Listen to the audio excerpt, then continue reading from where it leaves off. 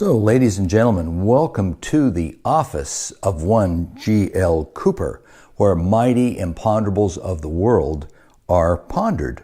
I'm sure within the next couple of weeks we're going to hear about a cure for world hunger and answers to those questions we're all dying to know, like why is there air?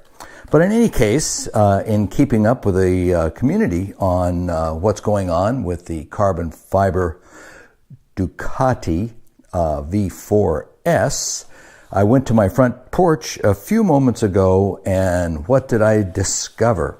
A package from Revzilla. I think most of you, particularly those of you in the USA, well recognize Revzilla as a quality supplier of motorcycle gear, for the most part located back on the East Coast. First thing that went through my mind was, what have I ordered from Revzilla? Because I have, and I'm on record with Mrs. Cooper, swore that, hey, I got a new motorcycle coming and doing all this stuff. I'm not going to buy any more gear. As you all know, it's fun to have the gear. But then I was a little concerned about that. What did I order that's going to show up now? But when I checked the address on the box, it was from Jarrett Campisi in a Revzilla box. Now, what could this be? First thing that went through my mind is, how did he get a Ducati V4S in there? I mean, come on. I mean, the thing is lightweight and small. What, do you have to inflate it or something like that? No, I didn't think that, but it sounds fun to say it, including that whole thing about why is there air. We all know that that's there to promote internal combustion. But so the box came. I opened it up. Here, we'll pretend to open it. There, open. Flipped it open, and I immediately recognized it as the package of some of the smaller things that will be accompanying the V4S. So yes, in a sense, this is a very small Ducati located here. Along with this are a couple of very interesting sheets of paper. Thank goodness they're not in hieroglyphs. They are English, and it's the Dynojet Research dynamometer graphs that were done for this particular machine.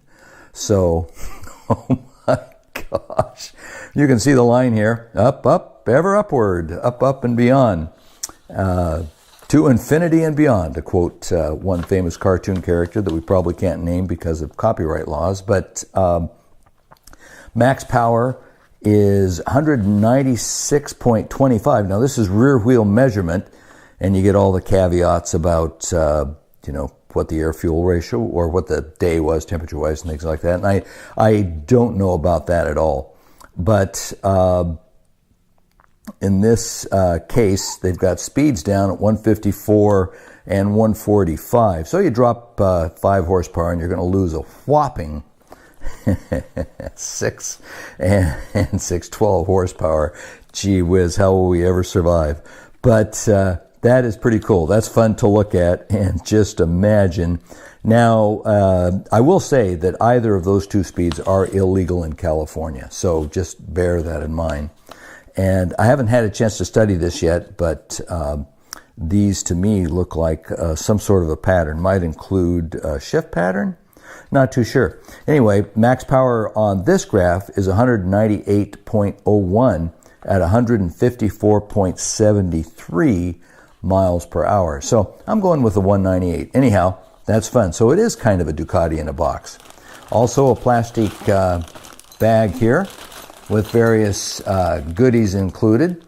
Includes, looks like to me, extra key and some mysterious metal cylinders. I'm sure they may be from some alien colony trying to take over the earth. Now, I looked at this, and this is the ownership paperwork, and I'm not going to turn it over because it has Jarrett's address on it, but I will be using this.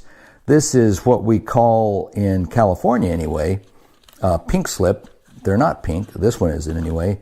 And I'll be needing this to insure and register this machine for the road. So that's a task I'm going to have to take on over the next 3 days.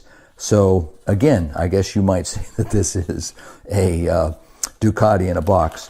Roadside assistance program brochures. How nice. Nice small owner's manual. Gee, nothing to look at here.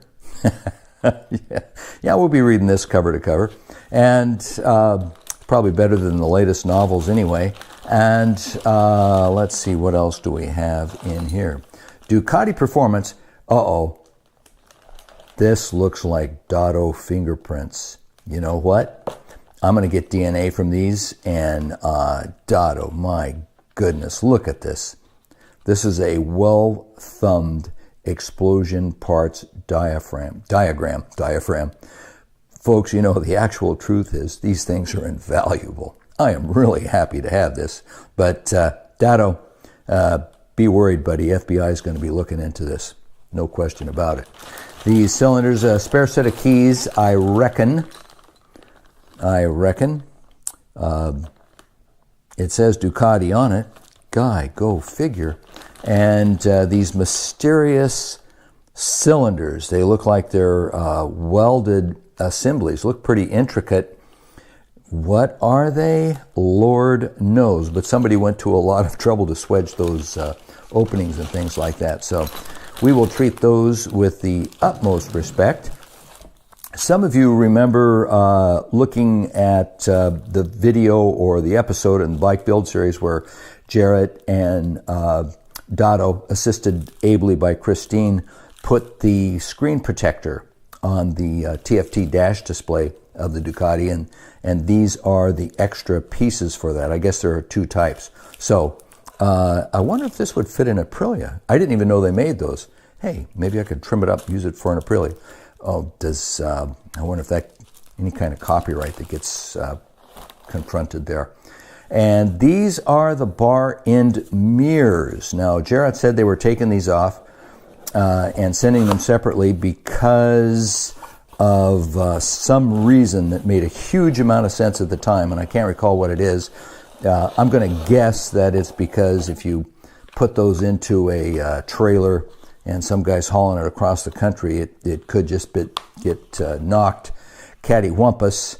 And I have no familiarity whatsoever with bar end mirrors, so I'll get that right out in front right now.